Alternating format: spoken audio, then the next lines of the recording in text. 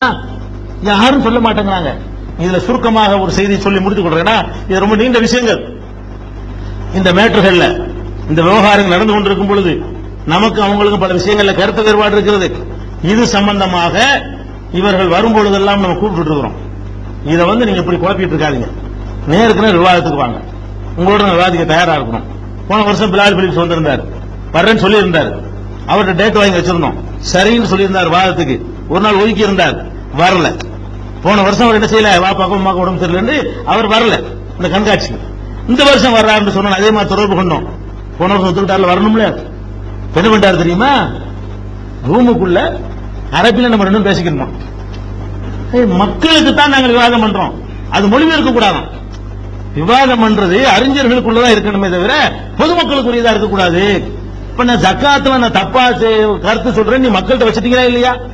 மக்கள்கிட்ட வச்சா மக்களுக்கு தெரிய வேண்டியதானே, மொழிபெயர்ப்போம். நீ அரபிலே பேசு, மக்களுக்கு அந்த விஷயம் விளங்கணும். அப்படின்னா வேற ஆள்கிட்ட வேற மக்கள்கிட்ட பேச, என்கிட்ட பேச வேண்டியது. நீ தானே புஸ்தகம் போட்ட, நீ தானே ஜக்காத்து ஆய்வு போட்ட, உங்ககிட்ட தானே பேசணும். இந்த IRGC வருவாங்க, அவங்கள்ட்ட பேசிக்கிறங்க, அவங்க எங்க ரெப்ரசன்டேட்டிவா வருவாங்க, சரி அவங்கள்ட்ட ரேட் வாங்கி கொடுங்க, உன்னதான் வாங்கி தர்றாங்க. அப்ப இப்படி பேசக்கூடிய உமர் ஷரீஃபுக்கும் இது பொருந்தும். போய் கூப்பிட்டு அவர்கிட்ட, நீ பேசின அந்த பேச்சிய தலைப்பா வைத்து மக்கள் மத்தியில சொல்லு. நீங்க சொன்ன ஆயத்தை எல்லாம் என்னையும் வைத்துக் கொண்டு மக்களையும் வைத்துக் கொண்டு சொல்லு. நீங்க சொன்ன ஹதீஸ் எல்லாம் சொல்லு. நீங்க சொன்ன குர்ஆனுக்கு மாத்தமா ஒரு ஹதீஸ் சொல்றோம்ல, அதுல கேட்கிற கேள்விக்கெல்லாம் நீ பதில் சொல்லு. அப்படிங்கிற ஒரு அழைப்பு கொடுத்தால் அதை ஏத்துக்கிற தயாரா இருக்கணுமா இல்லையா? இதை போட்டு கொண்டு காட்டுங்க. உமர் ஷரீஃபுக்கும் இந்த அறைகூவல் இருக்கிறது, ஜாகிர் நாயக்கும் இருக்கிறது. அவரையும் கூப்பிட்டோம், போன வருஷம் மாட்டேன்ட்டாரு. மாட்டேன்னு சொன்னா தெரியாத விஷயத்துல ஒதுக்கிட்டு போயிடணும். நிறைய விஷயம் தப்பு தப்பா சொல்றாரு, அதை நம்ம சுட்டிக்காட்டி கடிதம்லாம் எழுதியிருக்கிறோம். ஒரு 3-4 விஷயத்துக்காக வேண்டி ஏர்வாடியை சேர்ந்த டாக்டர் ஃபஹ்ருதீன் என்பவர் இந்த மாதிரிலாம் அவர் சொல்லியிருக்கிறாருன்னு சொல்லிட்டு சொன்னாரு. நான் இந்த அடிப்படையில் தப்புங்க, ஒரு தகாண்டு தப்பு தப்பா விளக்கம் சொல்றாரு. இதை நீங்க எனக்கு ஆங்கிலம் தெரியாது, நீங்களும் ஆங்கிலத்தில் அவருக்கு எழுதி போடுங்கன்னு சொல்லி 1.5 வருஷம் ஆச்சு, இன்னும் பதில் தரல அவர். அறிவுல நேர்மை இருக்கணும். ஒரு விஷயத்துல ஆர்குமெண்ட் பண்ணக்கூடியவர்கள் நேர்மை இருக்கணும், தப்புனா பகிரமா ஒத்துக்கணும். அப்ப ஜாகிர் நாயக்குக்கும் சொல்கிறேன், அதை ஏற்பாடு செய்வர்களும் சொல்கிறேன். அதே மாதிரி உமர் ஷரீஃபுக்கும் இது உண்டு. வெளிநாட்டில இருந்து பேய்வர்கிட்ட கூட்டிட்டு வந்தாங்களே, அவங்களும் தான் கூட்டிட்டு வா. IRGC இருந்தாலும் சரி, என்ன தலைப்புல நாங்கள் முரண்படுறோமோ, நாங்கள் தவறுன்னு சுட்டிக்காரனா திருந்திக்கிறோம். குழப்பம் இருக்காதா இல்லையா? தப்பாவே இருக்கணும்னு வைங்களேன், உங்க கடமை என்ன? எங்கள்கிட்ட இல்லைங்க சொல்லணும். இது மாதிரி நாங்க சொல்ற நம்பி நிறைய பேர் ரைட் நினைக்கிறாங்களா, அவங்களையும் நீங்க திருத்தணும். நீங்கள் உங்களை ஏத்துக்கிட்ட மக்கள்கிட்ட போய் பேசினா என்ன அர்த்தம்? உங்களை ஏத்துக்கிறாத மக்களை நல்வழிப்படுத்துற கடமை இருக்க. நாங்களே தப்பு செய்யறோம், ஜக்காத் விஷயத்துல தப்பு, சிகர் விஷயத்துல தப்பு, சஹாபாக்கள் பின்பற்ற தப்பு, நீங்க தான் எல்லாத்துலயும் கரெக்டா இருக்கிறீங்க, அது நிரூபிக்க வேண்டியதானே? இப்பவும் தயார், நீங்க அவங்கள்ட்ட கேட்கணும், அதுக்கு ஏற்பாடு செய்ய யாரா இருந்தாலும் சரி.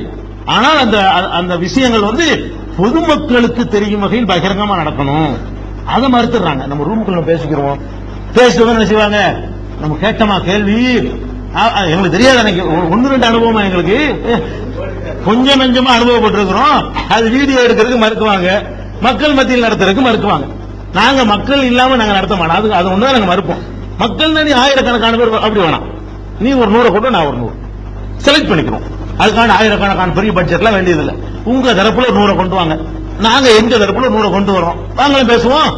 ஒரு 200 பேர் கொண்ட ஒரு அவையாவது இருக்கணும், மக்கள் பார்த்துக்கிட்டு இருக்கணும்.